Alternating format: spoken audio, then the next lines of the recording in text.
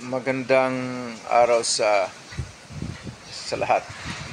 The YouTube channel of the Fraternal Order of Eagles Limbas Law Corner is back to once again render public service in the field of law for our countrymen, or yung aming pagbabahagi ng kaunting kaalaman sa larangan ng batas para sa sambayan ng Pilipino.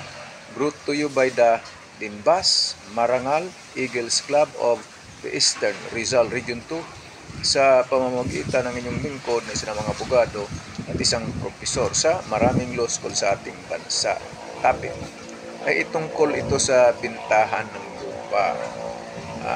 Nakasulat naman di umano, pero sa taong 1967 pa, o ito ngayon July 2024, yung lupa na yon inuokupahan o pinoposisyonan o tinataniman ng ibang tao na nagsasabi meron naman daw silang extrajudicial partition. So namang problema ngayon ito yung anak ng nakabili. Okay, namang problema. So ano ang leksyon kasi, mga kababayan?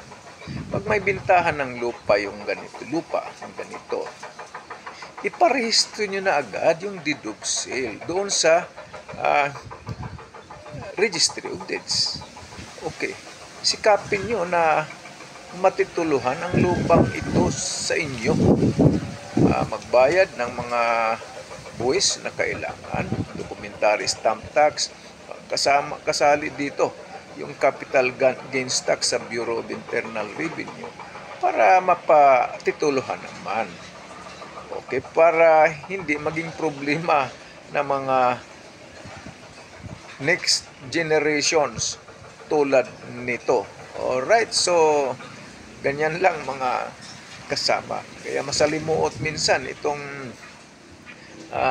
lupa, mana-mana, nagkakaroon ng problema yung mga anak, yung naiwanan ng mga property. So, maliwanag ito, mga kababayan. Maraming salamat at magandang araw sa lahat.